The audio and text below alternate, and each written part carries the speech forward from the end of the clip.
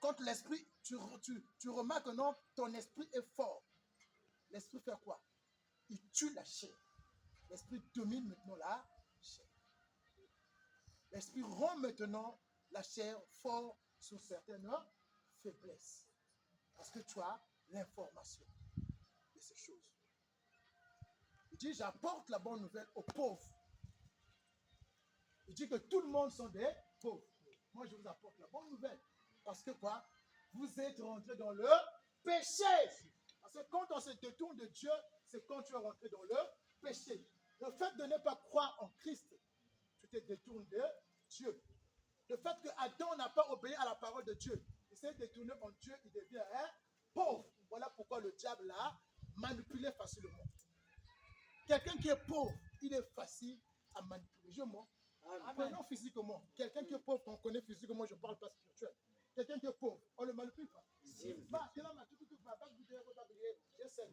On ne le fait pas. Quand tu es pauvre dans la connaissance, on va te manipuler. L'eau miracle. L'eau miracle. Mais tu vas l'acheter parce que tu es pauvre en esprit. Amen. Parce que tu es pauvre, tu n'as pas la connaissance. Tu vas l'acheter au miracle. Hein?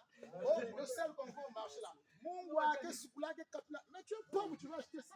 Tu n'as pas la connaissance, tu vas acheter ça. On va te manipuler. On n'a pas de pauvres. Parce qu'on ne peut pas nous manipuler. C'est impossible.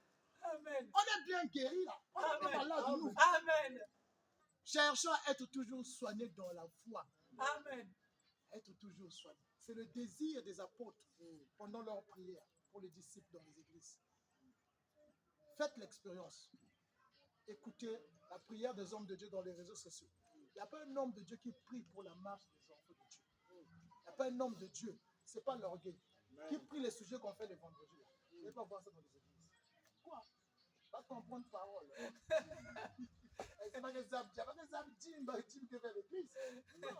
Non, reçois. Il est en train de t'aveugler. Parce que c'est que si tu comprends compliqué, tu vas fuir. Tu vas dire que même si je ne prie pas, je suis à l'église, je suis à la maison, je ouvre la Bible avec un frère, je suis au ciel. Mon témoignage, ce n'est pas avec le monde, c'est moi seul. Mon impact, ce n'est pas envers le monde, c'est moi seul. Le miracle ne fait rien. Alléluia. Amen. Ça ne fait rien, bien aimé. Le vrai miracle, c'est ce que tu as reçu la vie. Attends-toi à l'accomplissement du miracle. Les jours où j'ai compris que même quand Christ a ramené Lazare à la vie, l'esprit l'a lui suivi encore. Parce que Lazare, dans ce temps, n'était pas encore sauvé. Le temps que Christ est mort, on a reçu la vie. Il n'y a pas un esprit qui nous suit. Amen. Tu n'as pas de poursuite. Amen. Parce qu'en toi, il n'y a pas de péché là. Il n'y a pas ce qu'on appelle l'aimant qui va attirer le diable. Parce que quoi? Le péché, c'était l'aimant qui attirait le diable. Il pouvait t'opérer. Mais aujourd'hui, le diable ne peut plus t'opérer parce qu'il sait que tu as l'information. Tu n'as plus le péché. Il va te voir où? Alléluia. Tu es dans le royaume. Où est-ce qu'il va te voir? Même si quelqu'un me parle, j'ai péché, je suis dans le royaume. Donc, il n'y a pas que ça venir, mais oh non, tu as fait ça, rien. Tu veux me mentir? Amen. Alléluia. Amen. Il est vivant. Il est ressuscité. Donc pour guérir, pour annoncer la bonne nouvelle aux pauvres, et il m'a envoyé pour guérir ceux qui ont le cœur brisé. Alléluia. Amen. Je vous ai dit, toute personne qui est malade, qui est dans la souffrance, il souffre au plus. Dans le cœur. Ne regarde pas la maladie dans la chair. Tu as dit que je viens pour guérir ceux qui ont le cœur brisé, ceux qui ont des plaies dans le cœur. Et un passage dans le livre d'Ésaïe qui parle que qu'est-ce qu'il fait quand on a fait l'amour? Il vient pour penser les blessures. Il guérit, mais il pense. Quand un médecin va te soutirer des crins sur la tête où tu t'es blessé, il fait quoi? Il fait des conséquences. Pour que la blessure là, il prend encore soin de la blessure. Alléluia. En tant qu'on est guéri, à l'intérieur, dans l'âme, on a reçu la vie. Même si tu as la maladie sur le corps, il y a un pansement pour ça. Alléluia. Le pansement, ce n'est pas le pro 2 jours. Ça vient à tout temps. Tant que tu écoutes la parole, tu vas voir des résultats aussi dans ta vie. D'abord, tu crois de ce que la parole te dit, tu as reçu. Il dit, je viens guérir le cœur brisé, le corps blessé. Les douleurs de la maladie, c'est dans le cœur. Quand tu es un enfant malade, tu as mal dans le cœur. Quand tu es malade, Tu es troublé dans le cœur. Tu es blessé dans le cœur. Christ regarde, il dit que non, le vrai problème n'est pas extérieur, mais le vrai problème est dans le cœur. Tout le monde, ils ont des problèmes dans le cœur. Tout le monde. Et Dieu dit, non, je viens pour guérir le cœur. La guérison, c'est intérieur. Personne ne peut voir le cœur. Alléluia. Amen. Personne. Le cœur, c'est l'intérieur. On doit t'opérer là. Hein? On peut t'opérer. Et personne ne peut voir les cicatrices du cœur, même si on opère le cœur. Tu ne verras pas les plaies là-bas. Est-ce qu'il y a des plaies là-bas? Même personne ne peut ressentir les douleurs dans le cœur. Là. Même si on opère, on ouvre le cœur, on ouvre ça. Aujourd'hui, la chirurgie a grandi. On peut opérer le cœur. Mais tu ne verras jamais les douleurs, les blessures du cœur. Dieu est merveilleux. Mais tu sens les blessures, tu es blessé. Dieu merci. Or, il y a la guérison. Ça, on a tout un. Amen. Amen. Alléluia. Amen. Il guérit ça. Il guérit ça. Donc, quand tu as une situation, la crise qui t'a apporté la guérison, ne t'inquiète de rien. La maladie, les problèmes, tout. Tu n'as pas de blessures sur ton cœur. Et je te prends que Dieu regarde l'intérieur. Il ne regarde pas l'extérieur. Il veut ton intérieur que soit en bon état. Si l'intérieur est en bon état, tu vas bien marcher, tu vas bien vivre. Mais si tu prends soin de l'extérieur, l'intérieur, ça, Christ a dit qu'ils sont des tombeaux blanchis. Ce sont des tombeaux blanchis. Et pour faire quoi? Et pour proclamer aux captifs la délivrance et aux aveugles le recouvrement de la vie. Attendez, il a commencé, il dit, je viens annoncer la bonne nouvelle aux pauvres. Le pauvre, c'est celui qui n'a pas cru en Christ, il devient pauvre. Quand tu es pauvre, tu as maintenant quoi? Tu as des blessures, tu es malade. Alléluia. Amen. Tu es malade. Quand tu es malade, tu deviens captif.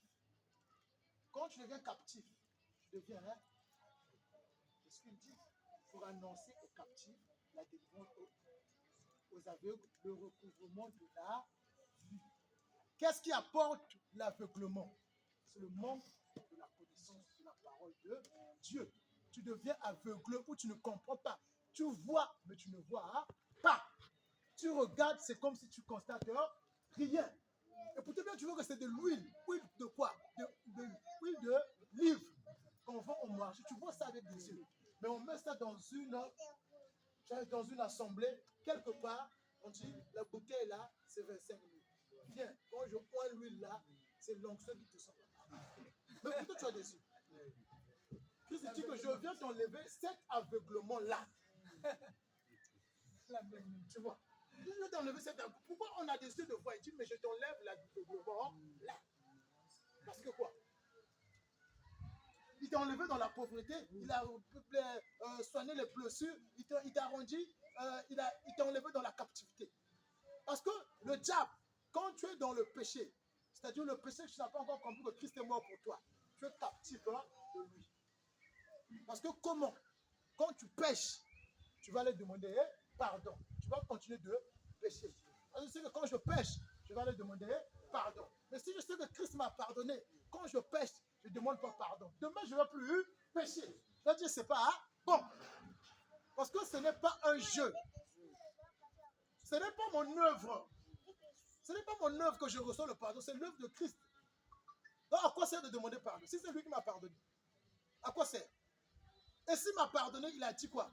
Dans Romains 6,14, il a dit, le péché n'aura plus de pouvoir sur vous.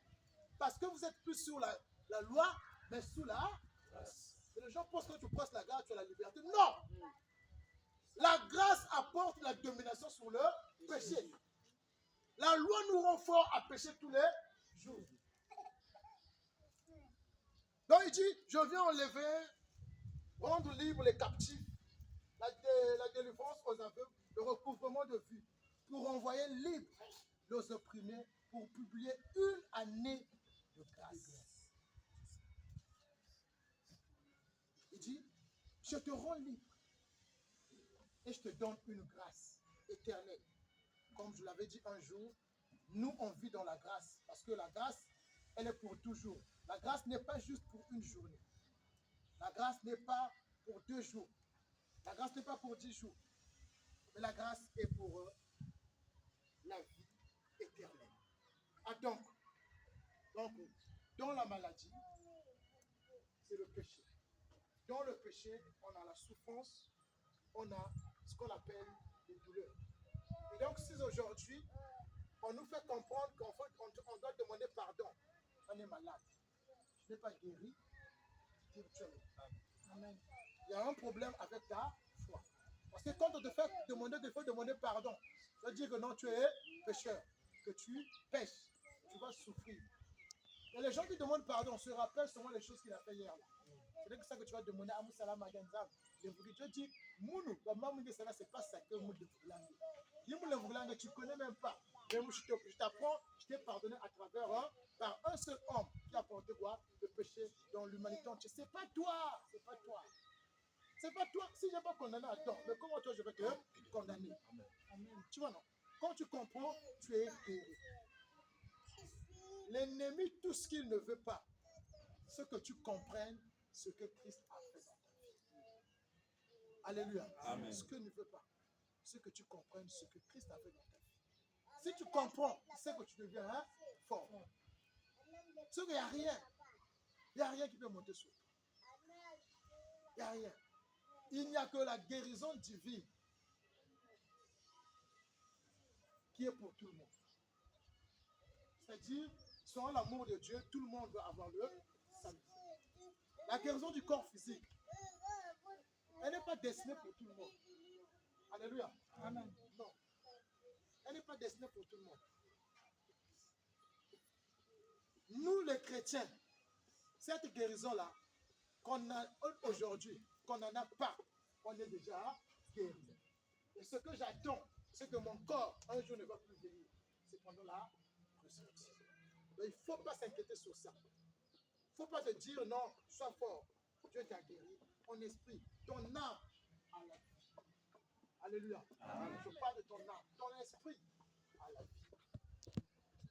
Un jour, quand je parlais de la grâce de Dieu, il faut tenir, je vous ai dit, on voit des gens qu'on a coupé les mains. Ça travaille pas.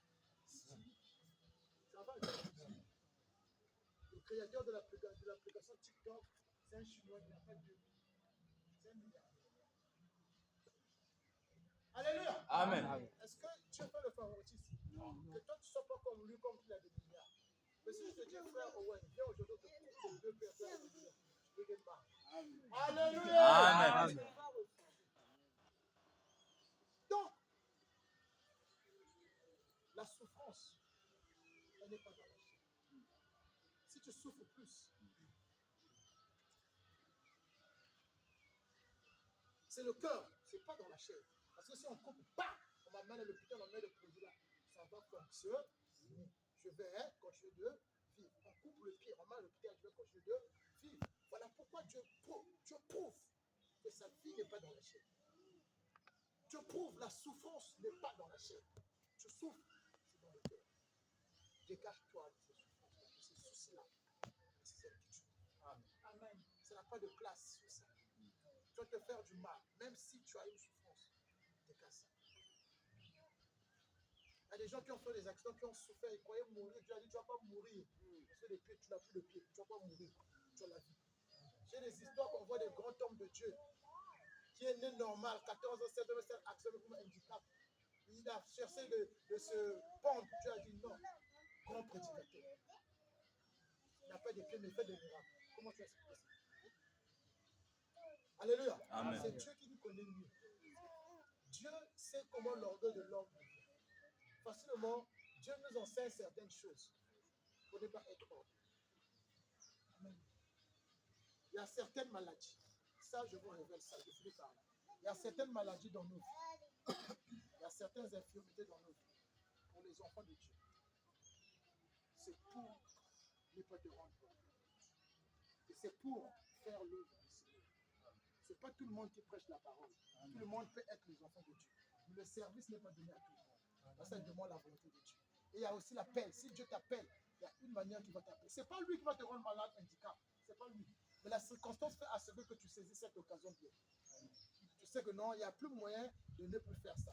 C'est comme une personne, on te dit, il ne faut plus prendre la boisson. L'hôpital, on t'a dit, ne prends plus la boisson. Si tu prends la boisson, tu vas mourir. Tu vas prendre la boisson.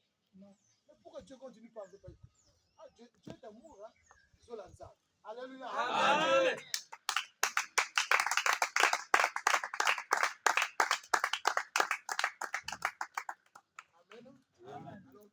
bénissez la parole de Dieu. Tu vas dire merci pour ce que tu viens d'expliquer.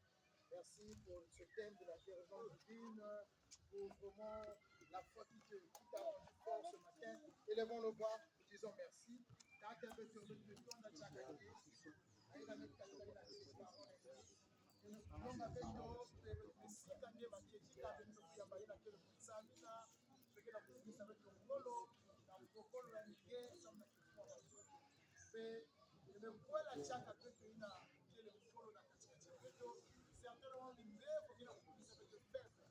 Oui, ma condition, ma souffrance, ma douleur, le prix qu'il a payé,